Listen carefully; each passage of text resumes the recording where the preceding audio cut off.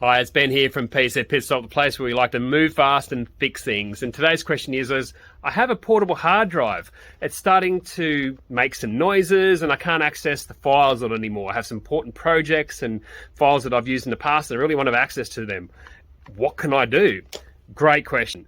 First thing is stop using that drive and try to use it at all. Any more use using that drive or any try to file programs you try to run on it is going to cause issues. The best thing to do is bring this little hard drive in to PC Pitstop. We've got special test equipment behind us which we use to recover files and also test these drives to find out exactly what's happening with it.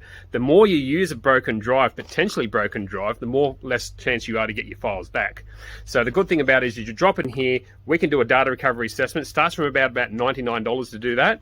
The technician spends a fair bit of time making sure that your hard drive can get those files back and the best course of action moving forward to get those back. We actually have a pretty good high success rate of getting files back. So as long as you follow the right process, don't try to use the drive too much up, it makes those noises, the best chances we are can get those files back onto another storage medium and even into the cloud potentially, so this sort of problem doesn't happen again. There you go, there's your answer. Any questions, give us a yell, but we'll see you in the next video.